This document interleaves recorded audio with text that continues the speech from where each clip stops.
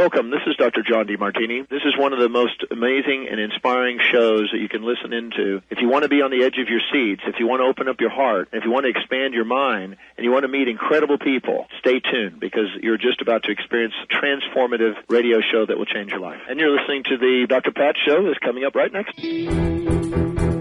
Welcome to the Dr. Pat Show. Talk radio to thrive by. Powerful, inspiring, and coming to you live, bringing you stories of people like you and me, busting through and living life full out. Get ready to dare to wonder what your life would be like if you knew you could not fail.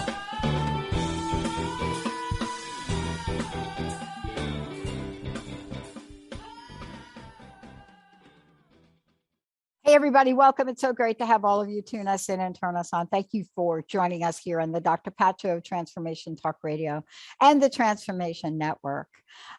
We have a great lineup for you today. I am so thrilled to introduce all of you to Elizabeth Cunningham. And, you know, I haven't been able to have a conversation like the one we're going to have now for a little bit of time. Since one of my alums joined our network, alum from Claremont, joined the network a bunch of years ago and started to talk openly about things that a lot of people think are taboo.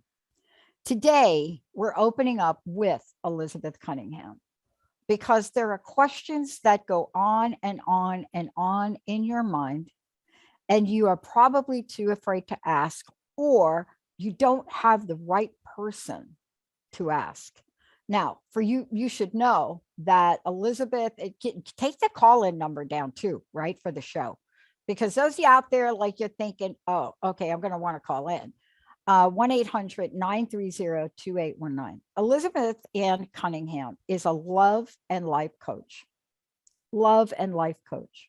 She coaches primarily non-monogamous people in the area of love, sex, and relationship. But that doesn't mean she doesn't coach other people. The point is this: she has been working and studying in the field of human sexuality and relationships, you know, almost as long as I've been doing the show, Benny. And so when you think about this and you think about somebody like she, and you think about what she's been doing, what is it that you are doing to yourself? What are you holding back? What is this lack of education causing you to compromise on? What if you are so feeling guilt and shame that you literally bought all of the books for 50 Shades and watched the movies 5 times? What is it that you're holding in that is holding you back? That's what today's show is. That's what Elizabeth Ann Cunningham does. And it's so great to have you here. Welcome to the show. Oh my gosh, I'm so excited to be here. Thank you for having me. I love, and you and I have been talking way before you even did the show. I mean, we've been having conversations all along.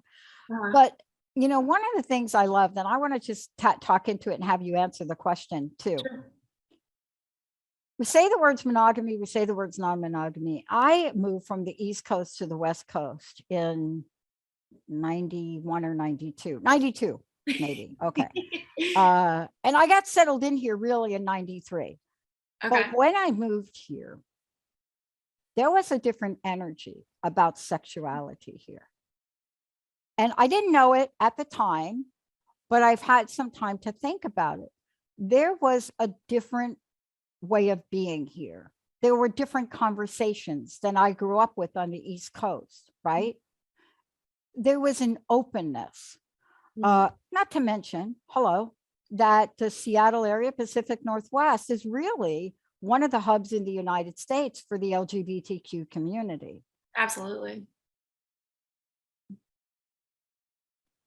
But other places and other people just don't say what's on their mind. Is that what you're finding? Yeah, well, I mean, you know, I'm from the Midwest, and so I also grew up in a similar situation where it's like, you know, you just don't talk about it. Like, if you're talking about love and sex and relationships, it's talking about how you're going to get married. It's talking about how you want to get married. It's talking about, dating inside of like just dating one other person, and definitely, really dating inside of like opposite sex relationships, and not same sex relationships. And and you don't talk about gender at all because it's not a conversation, because there's just, you're just a man or you're just a woman, so that's the conversation that I grew up with as well. And then starting to like study and I've always been interested in this, right? And so studying human sexuality and really being opened up to all of these things that like, we just don't talk about. But moving out to Seattle, I was like, man, I've been studying human sexuality for a long time, but like in a different context.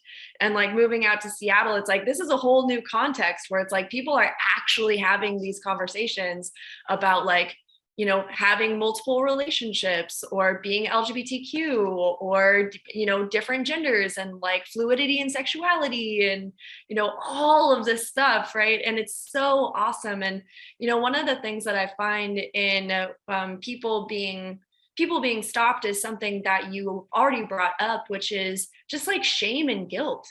Like, is this okay? Am I okay for feeling the way that I do? Is this wrong? Or it's not even, is this wrong? It's like, this is definitely wrong. Oh my God. I almost, and this is tied into what we're talking about. You're going to walk us through what monogamy is and what non-monogamy is. We're going to have a conversation about that. Mm-hmm. I want to just piggyback off something you just said. Mm-hmm. I feel like I was almost thrown out of a Zoom call not too long ago. Okay. I'm not kidding.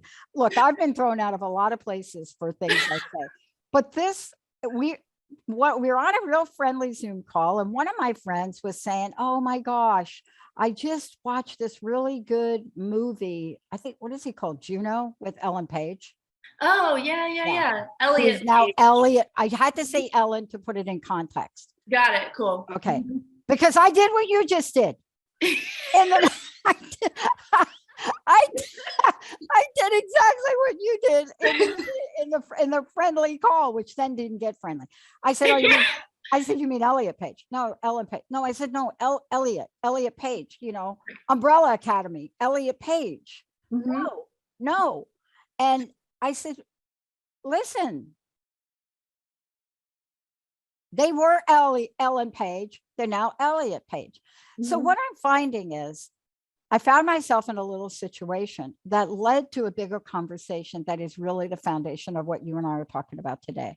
Mm-hmm. But I think I found myself on Zoom bringing up her profile because I love, and I say her because I was not on this call. I was not going to make my point. If I said him, or I mean, this is how restrictive this call was. I couldn't even talk about it.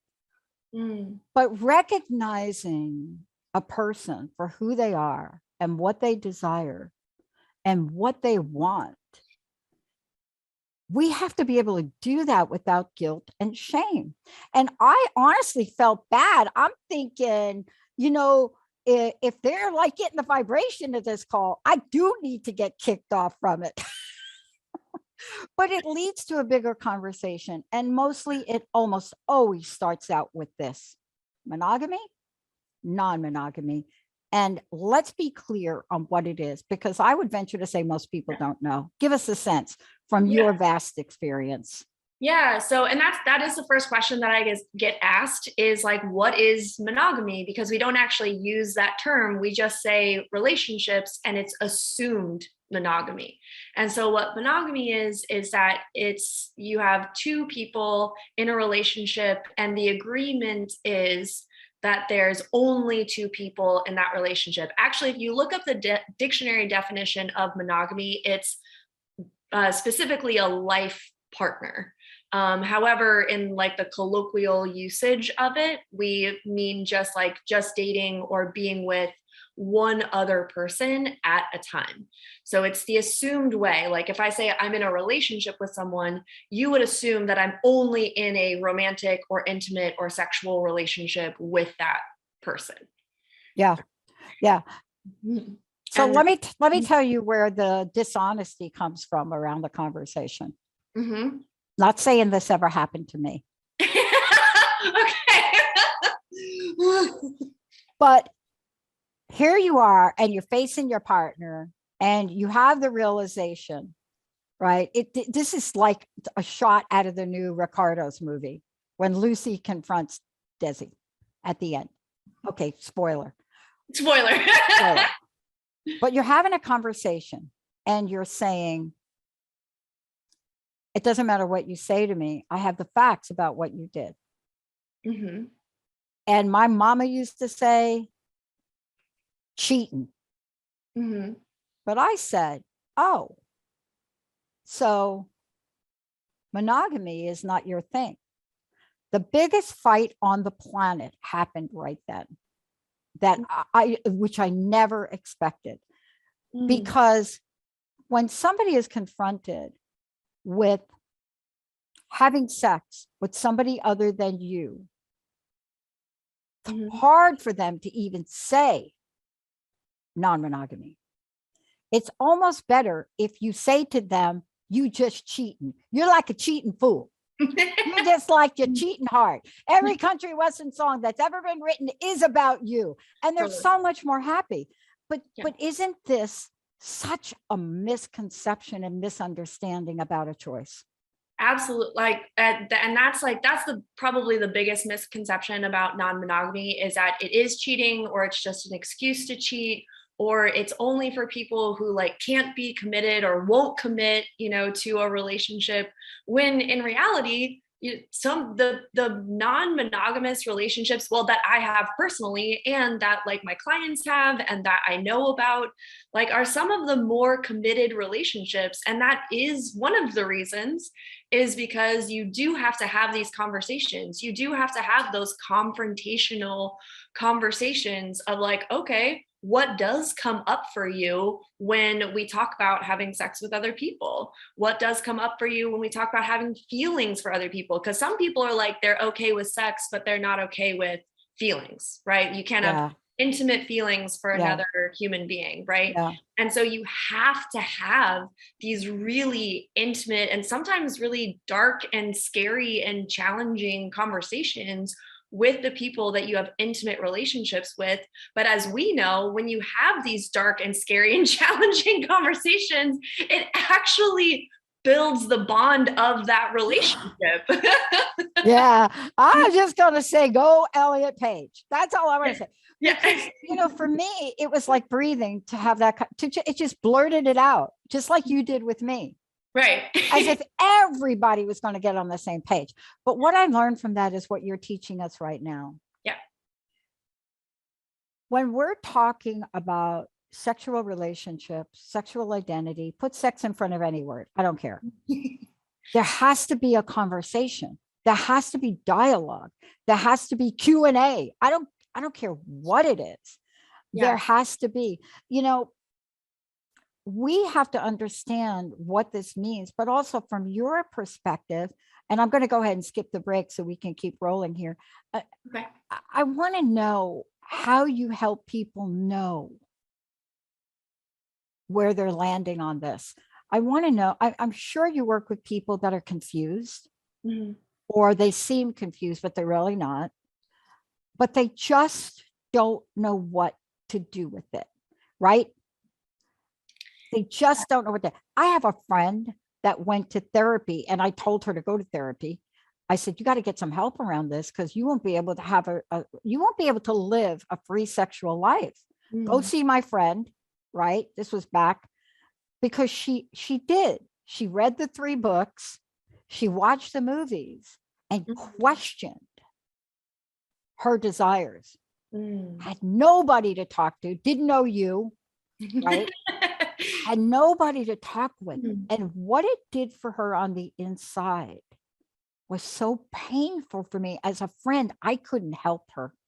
Mm-hmm. But if we don't get underneath this at understanding what monogamy is, what non-monogamy is, what it means in a relationship, and understand it in a heartfelt way, she won't be the only one that suffers, right? Yeah. No, and it is being willing to look at the desires that you have for other people.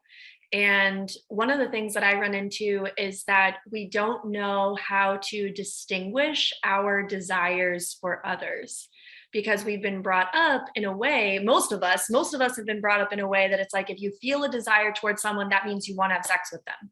And if you can't have sex with them, then for whatever reason, then you need to just shut that down, whatever it is, right? That's like most of us.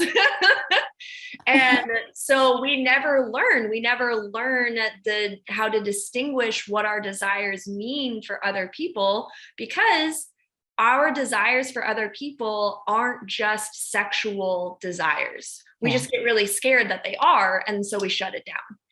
And what I call it is the levels of attraction. And you're attracted to people in different ways all the time. And all of us are different. You know, sexuality is so fluid. Sex and sexuality is so fluid. It's so vast. There's so much there. So it really is all a spectrum. And I want to like emphasize that point, because I don't want someone to take away from this conversation like, oh, this is exactly right. You know, because it's not. Because where you're at right now as a sexual human isn't where you were 10 years ago, isn't where you were 5 years ago, might even not be where you were last week, you know? And so really being able to distinguish these things and stay in that inquiry and conversation is so important. And so the levels of desire, levels of attraction that I teach people about is, you know, all the way from like, you know, when you feel like really repulsed for like you didn't have to know them. You just like, you get in the same room with them and you're like, oh, I'm out of here. Yeah. Like I gotta go. I feel sick. Go. I gotta go. Right. It's like there can even be like a repulsion to people as well. So there's like attraction and there's like being repelled. Right. Totally. And then there's also like being neutral. Like you can actually look at a door and look at another human and be like, I have similar feelings towards this door and this human. Right. And then you can also have platonic attraction. You know, we're attracted to our friends. You know, you meet people and you're like, hey, like, we should go get coffee, not because like you want to sleep with them, but because they're a cool person, you know, and you want to connect with them. And then there's, you know, attraction, like, you know, maybe it's like a physical attraction, but it doesn't have to do with sex. I call it like a sensual attraction. It's like, you want to be close to them. You want to hold their hand. You want to give them a hug. You want to give them a kiss on the forehead. You know, it has nothing to do with sex. It's just that you want to show physical, you know, connection with that person. And then there's sexual attraction, because you are sexually attracted to people, and you can just be sexually attracted to someone. You don't have to like them. Like you can literally, we've all had this experience where you are so sexually attracted to someone and you're also like, why? Because I don't like them. I know. I went to couples therapy once, and we were sitting in the room, right? Actually, twice in my life I've gone. The first time I went, I had the greatest therapist, right? Imago therapy. She was great. And she just looked and said, you two are done. We both looked and said, here's the deal. You may love each other, but you do not like each other. You cannot even stand each other. And so that is not relationship building material. And I remember walking out of there and I felt so free. Well, because and it's being able to distinguish that, you know, because then there's romantic attraction, and then there's even like spiritual attraction, and there's all different ways you can be attracted to someone, and like being able to distinguish that, then you can be like, you don't even have to go to the therapist. It's like, oh yeah, like I want to have sex with you, but like I don't like you. Yeah. You know? But aren't you talking about, let's just jump to this real quick, because part of what we're describing here in the moment is we really are talking about a version of experiencing ourselves that pretty much all of the programs out there that say know yourself, love yourself, care for yourself, leave this out. Or it's not the first thing you talk about in your coaching session. It's at the bottom. There's only one program I know in the world that is not a program that you would do, not a love and sex coach, not that, but a general program that makes you look at all of your sexual relationships. There's only one program in the world that makes you do it if you want to take this program. And millions of people take this program. And that is any of the 12-step programs, Alcoholics Anonymous, Narcotics Anonymous. You do not do a 4th step without, they have a sex worksheet. So what? I did not know that about that program. I'm probably going to get called because I'm giving secrets out. But my point is this. We don't know how to experience ourselves. I love the work you do. For me, when I talk to you, I'm reminded of a few things. I didn't thought there was anybody really like you doing this anymore. I know Dr. Kelly, right? She's not doing it right now, but I knew she was a breakthrough pioneer. And honestly, both of us graduated from the same doctoral program, and both of us took a lot of grief for our life path from a very prestigious program. They banned me because I thought I was holding crystals in my hands. That's how crazy that place is. But when you say experience yourself, you're really talking about a full, holistic view. Yeah, absolutely. Like, what does your body like? Actually listening to your body, because that's what attraction is. Attraction is listening to your body, and then also being willing to give your body what it needs. And that's where, the breakdown is with people as well, is that, it's also wrong to give your body pleasure. And I'm like, man, no. No, give your body what it needs. It's actually feeding you when you give your body the pleasure that it desires. And I'm not just talking about sex. I'm talking about if your body wants to roll around in the dirt, if you were really listening to your body and your body was what sounds delicious right now? Just caking mud all over my body. Oh my God. I actually did mud wrestling when I was younger. We'll save that for another show. I can't believe the stuff you're bringing up here. I'm having a hot flash. But it's being willing to actually listen to your body, listen to your desires, being able to give your body what it needs, whatever that might be. But then the second part of that, we're also saying this in the context of relationships, and not just discovering what you want, but also being able to articulate what you want as well. And that's the next step, being able to, because if you don't know what you want, you can't say what you want. You can't say what you want, you can't get what you want. Yeah. And I'm telling you, this is really where this is for me is the pivotal core essence of your work. You do a lot of things with people. You help people in discovery, but you also help people really step fully into who they are. But the hardest thing for any of us, I learned on a call where I thought, everybody was on the same page, the same Elliot page. I didn't think that that would cause such a great discussion. Now, in the end, I will say it turned out well, but I want to ask you this question. We're talking about experiencing yourself. We're talking about myths and misconceptions, but I have to say, and this has been odd to me. First of all, you have to understand the age that the generational, what the stage was like when I was growing up and a teenager. If you understand that this was a generation of love everybody, free love, peace signs. If you understand that Woodstock, I was at Woodstock. I don't remember it, but that's just saying. But if you grow up in that space, but then the space changes, what happened to all the people like me that grew up in that space? There were some of us that stayed in that space, that feeling about ourselves. There's some of us that when we were in relationship trouble, we seeked out help. But I want to ask you, what are the consequences of not being honest with yourself? Whew, I know, right? that's a great question. What are the consequences? So one of the things that I ask people, I have a market research survey, and also like the questions that I ask my clients as well. It's like, what are the things that you're what are your current biggest challenges? And what's getting in the way of you getting what you want?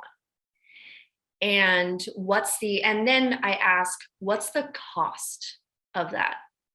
Like if you let those things stay in your way, which is kind of, what we're talking about, Yeah. is what's the impact? What is the impact going to be on your life? And what people say and what I see actually happen is I'll be miserable. People don't even want to answer that question. Mostly what I get as a response is, I don't even want to answer that question. I don't even want to know. I don't want to think about like what if these things continue, if these blocks continue, if I continue to not listen to my body, if I continue to not listen to my partner, if I continue to deny myself the desires that I know that I have, I cannot even fathom how miserable I would be. Oh, right. Oh my gosh. Look, I want to take a short break, but before I do, I've been talking about the work you do. I would love people to know what's upcoming. What have you created for people? How can they engage with you? How can they work with you? Tell us the best way to do that. Beautiful. Yeah, I have a new course. It's called Love Deeper. And we actually go into a lot of the stuff that we talked about today. More customized. More customized. Yes, more customized. But yeah, it's called Love Deeper. How you can apply is go to my website. It's ElizabethAnnCunningham.com. Yes, I realize my name is really long. It's Elizabeth with a Z, Ann without an E, and then Cunningham like clever pig. I love it. So good. We're going to take a short break. When we come back, common myths and misconceptions. I'm going to share a little story, and I hope Elizabeth Ann doesn't mind me just sharing the story when we come back, because my awakening moving to Seattle and how I saw my life and how I saw the people in my life was shocking to some of my friends, and I never could get it. Let's take a short break. We'll be right back.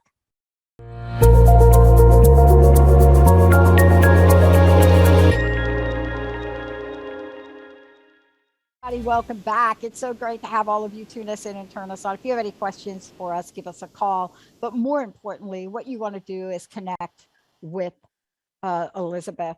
You could do that in a number of different ways. They can also get you on Facebook too, right?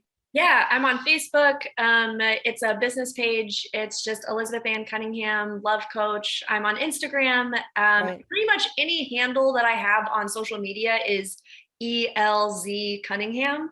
So if you go on Instagram, TikTok, I have one video on TikTok, but if you want to look at it, you totally can.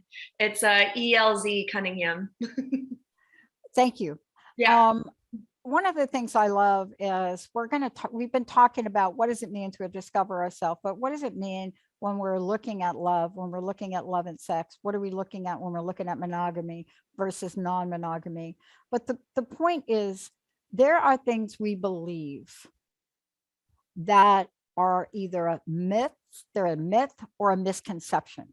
Mm-hmm. Or there's something else that falls in the range so far from the reality of what something is.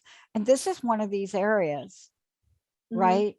My friend agonized after reading those books and watching the movie.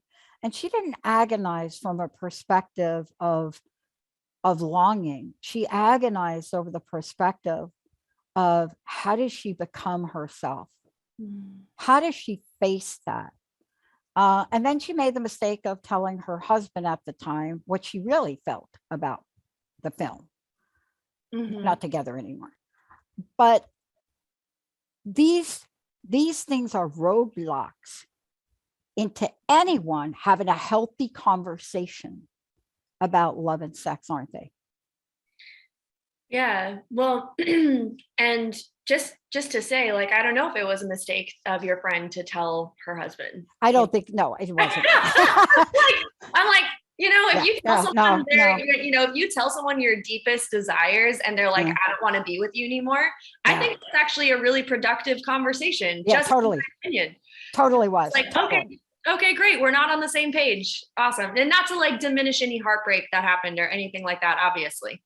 But yeah, no, there's a lot of misconceptions, just in the realm of like sex and sexuality. There's a lot of misconceptions, but definitely inside of the realm of non-monogamy, and there's a lot that, non-monogamy is this huge umbrella, and I don't think that people realize that. I think that people, you have an idea in your mind, and this is just what we do as humans as well, is that we hear something, we have an idea of what that is in our mind, and then it becomes that thing, right? And so a lot of what people think that non-monogamy is an excuse to cheat. So it's just like, or that, one partner, this is what I hear often, because a lot of times people think of non-monogamy inside of a already existing relationship. And so that's also a misconception as well, because you can be a non-monogamous or polyamorous or swinger or relationship anarchist or all of the different terms that fall under this umbrella as a single person, right? So that's another misconception. Yeah. But when we think about it inside of like a pre-existing, coupled relationship, one of the things that comes up is like, oh, well, one person is coercing the other person into doing this. Like it's somehow manipulative, right? Because if it's based off of cheating and, you're having it work in your relationship, then well, one person must not be satisfied, or there's always someone that's not satisfied, or, no one's ever getting their needs fully met, or what is it that and it's so interesting because some people are like, oh, well, women are non-monogamous because they, aren't getting their emotional needs met, but men are non-monogamous because they're not getting their sexual needs met. And so then there starts to be misconceptions, like even with like gender. But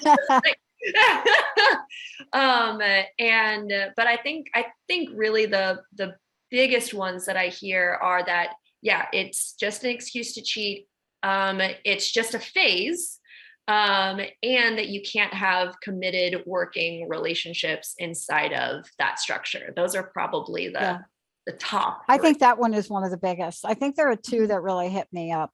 One is it's impossible, and it's not even that, it's like language, like it's impossible to have a committed relationship. See, that's the language, right? It's impossible. And yet there are people got it nailed down. But there are reasons that we conjure these things up. One of the other ones really that I've heard quite often is that's just a reason to cheat. That's a reason to cheat. The other part of it that we really need to tease out in our society is this emotional part of this. I have two friends. I have one in particular, and I don't say very much unless I'm asked. But I'm listening to one of my friends talk about their partner. And their partner has this relationship with this other person that is somewhat in the field of something they do together as spiritual practitioners. Yet, all of the really important conversations they're having with that other person. Emotionally, they're not in the relationship. And yet, as a society, we do not know how to handle that. And ultimately, that causes a real rift. See, we don't know how to communicate about how we feel. And when you really look at it, again, this is my favorite line. Maybe you should go get a therapist. That's my favorite line to my friends. Maybe you should go. That's my favorite line. You should go see somebody. Right? Don't talk to me about it, because I know what my answer is to it. I mean, if you never have an emotional conversation and somebody is going to another person to get that need filled, you got to look at that. Yeah, absolutely. But it doesn't mean what we make it to mean. We have made non-monogamy to mean a whole lot of different things that when you talk to people, it doesn't mean. And doesn't that cause consequences?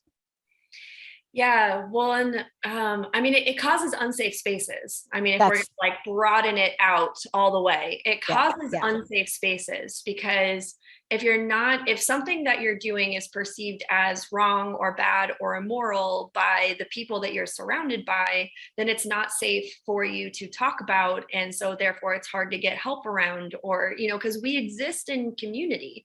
And the thing is about, when we have this misconception about monogamous relationships that, you have to get all of your needs met by this one person.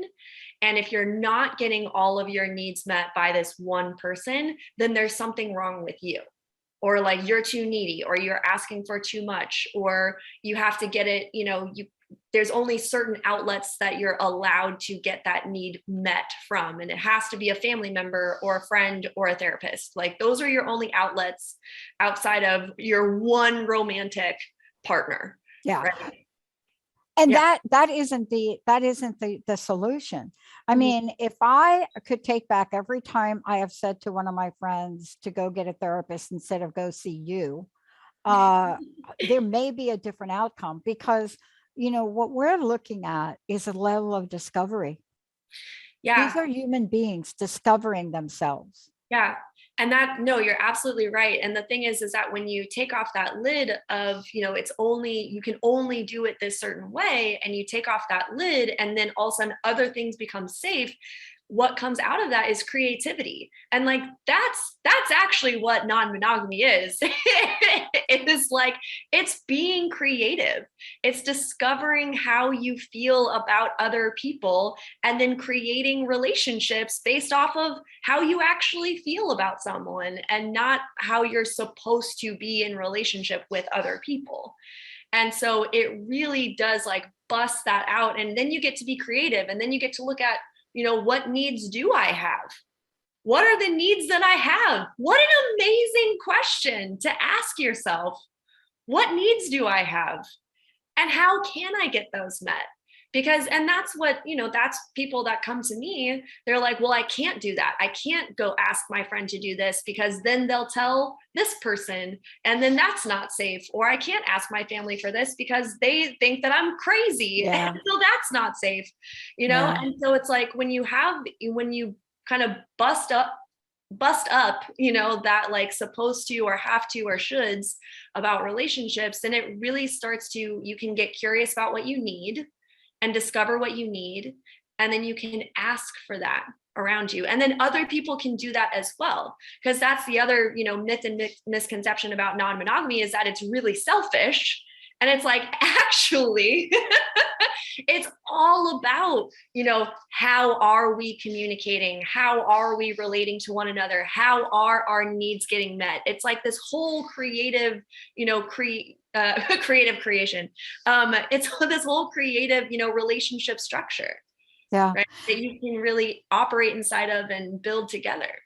And I think there's one thing too that I'd like you to talk about too, as well, is there's a level of understanding and appreciation. There's a level of compassion. There's a level of empathy.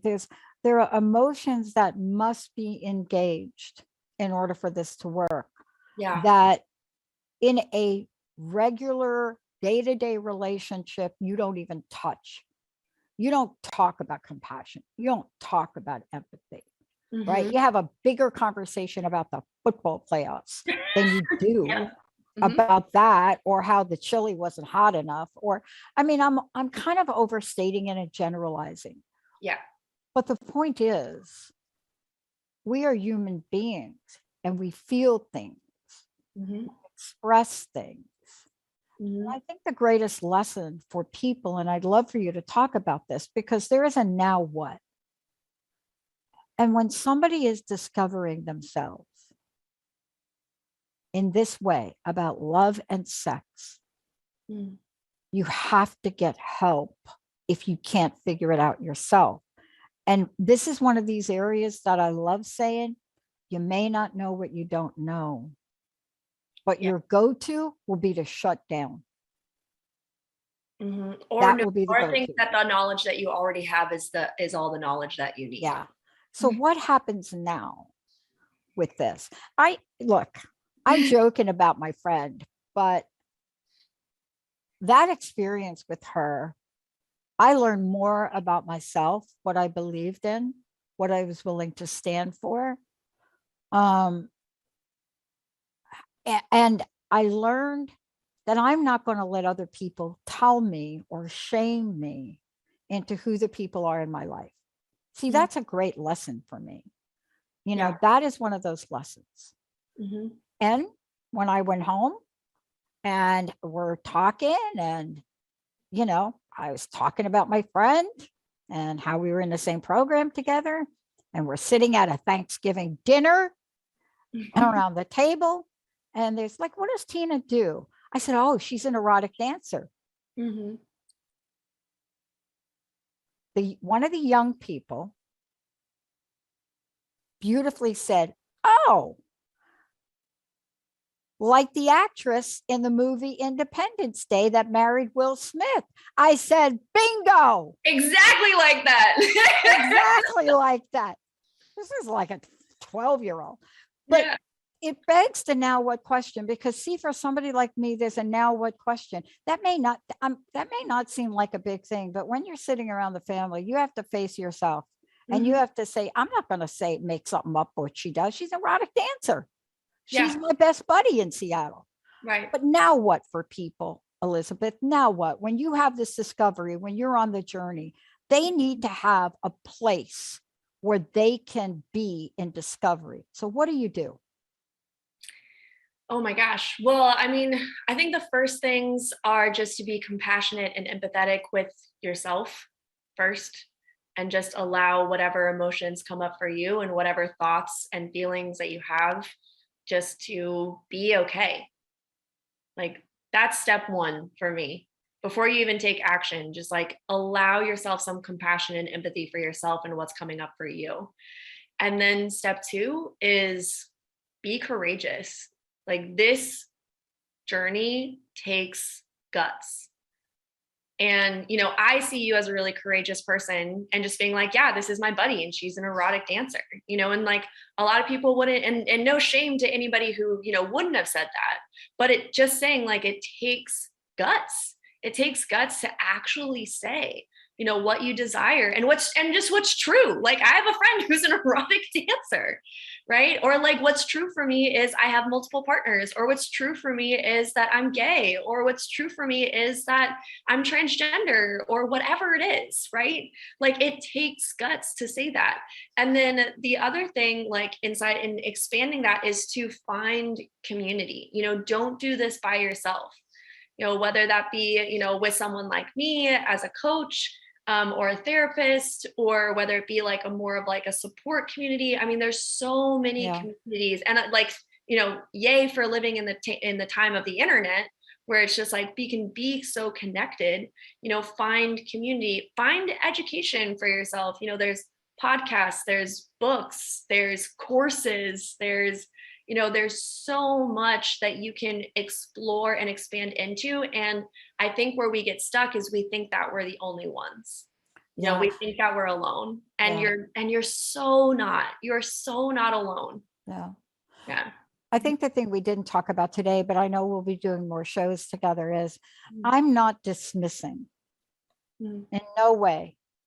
I'm not dismissing, for those of you listening, what you have to face in your life when you have this moment of discovery.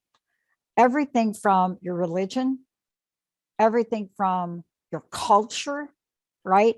Because we got two white women talking about this here today, or at least let's assume that. But it's not the same for every culture. Right. And so that's why deciding to take this journey alone and feel like you're alone, and feel like you're invisible, and feel like you're not heard. That is the thing that caused people pain beyond belief. Even if you decide to choose your route, whatever it is, people have to work with somebody, and you're an expert in this field, that get where they are. Isn't that important? I think it's really important. And I think that it's really important to work with experts, because you're not only talking to someone who can, tell you that you're not alone and that you're not crazy and that there's nothing wrong with, like, there is nothing wrong with you. Like, again, if you take nothing away from this show, there's nothing wrong with you. There's nothing wrong with what you desire. And to have that connection with a professional where they can give you the tools and resources specific to you, right? Because podcasts and books and courses are amazing. They're great. I love them. I started, where my journey started was with The Ethical Slut. I love that book. And the ethical slut couldn't tell me how to have, how to navigate a conversation with my mom about how I'm like sleeping with multiple people and dating multiple people, or to have the conversation with my partners about how I want to do that, And so really or like with my specific circumstances, like I said, like I at the time when I came out, I guess, as polyamorous, I was living in Kansas. And so there were more barriers for me at that time, than there are now. And so actually talking to a professional about it is not only going to help you like mentally and emotionally, but it's also going to help you navigate and like know the next step to take, and to have someone who's there for you specifically. I'm like you. I mean, the first time somebody handed me I think it was a trilogy. I can't remember now, 3 or 4 books. I still have them, by the way. Was the Sleeping Beauty trilogy by Anne Rice under a pseudonym. And the reason that came to me is Anne Rice passed away this December on my birthday. It's one of my greatest regrets of someone I really wanted to interview and just dragged my feet on. But when they hand me that book, or the trilogy, or I think there are 4 books, The Claiming of Sleeping Beauty. Honestly, I didn't know what I was reading. And then when I asked them, what were you thinking when you gave me these books? And the answer to that is for another show. But the short version is, I knew you'd read them with an open heart and appreciate them. And someday along your own life journey, you may need them to understand yourself better and others. And that was the end of that. But see, that's what you do to people. You're helping people understand who they are, what they're doing, whether it's this moment in time or some future date, and stop guilting and shaming. Elizabeth, thank you so much.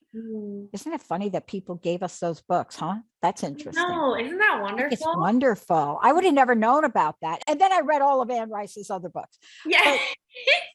Please remind us how we can connect with you, what the courses are you're doing, all your social media. And then I'd love to know your personal message. Thank you for bringing this conversation to the forefront today. You're so welcome. Thank you so much for having me on. This has just been beautiful. I just got like shivers from that last share. So I'm just like sitting in that. Yes, how people can reach me. My website is ElizabethAnnCunningham.com. You can reach out to me via my website. You can apply to be a one-on-one client. You can apply for my course, which is called Love Deeper. And you can also reach out to me on Instagram at Els Cunningham, ELZ Cunningham. You can find me on Facebook. You can join my Facebook community, which is called the Loving Deeply Community. So definitely join that community. And we talk about love and sex and relationships and what we're dealing with and what we can discover and really go deeper in love on together. I love it. Thank you so much. And I just want to say, for those of you that are texting me, somehow people have gotten my cell phone number. So I try to read the text. Yes, Elizabeth is coming back. We're going to be talking more. And by the way, they can send you topics if they want to about what they want to talk about. Okay. Absolutely. Yeah, definitely. Okay. And also like reach out to me if you reach out to me on Instagram. Yeah. I answer questions on Instagram. I make videos answering questions. So message me on Instagram what your question is. I'll make a video about it, because if you have the question, then other people have that question too. Okay. Right. And you'll remain anonymous, I promise. Okay. Thank you. See, that was the next question that came up. And the other thing is Elizabeth going to do a show on some of the, everything's abbreviated. Is Elizabeth going to do a show on Elliot Page, LGBTQ, love and sex? I don't know. We'll let her think about that. Okay. And then the last question is, yes, it's not Ann Rice. It's A-N, and the name she used, but now it's Ann Rice, was Roquelaure, Roquelaure. Elizabeth, you're coming back. People want to know if you're coming back. I'm coming back, and I have my own show on the network too. Tell them. On Tuesdays, 3 p.m. Pacific time, I have my very own show. It's the Elizabeth Cunningham Show, Courageously Expanding Love. Yeah. And so you can tune into my show as well. Oh my gosh, more questions. I don't know if I'm going to do a show on these books and read from them. I might. I like that. I kind of like that. I could do one on the ethical slut. Oh my gosh, let's do. Sorry, Benny. Sorry, Olivia. All you out there, we love you. I love your questions. Honestly, if I butchered the abbreviated message, I'm sorry, it's on my cell phone. Thank you for getting us to say goodbye to guilt and shame. Thank you. And thank you for reminding me of my friend who actually did pass away. But thank you for reminding me of a beautiful, beautiful soul that I was never ashamed of.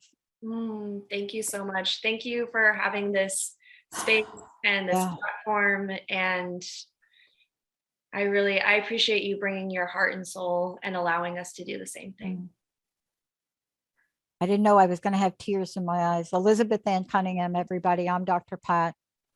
Please, if there's something that we've learned from these past couple of years, please don't compromise on who you are and loving who you are. Please know that you have the freedom. And if you don't understand where you are with your view of yourself with sex and love, please call Elizabeth. Thank you. Let's take a short break. We'll be right back.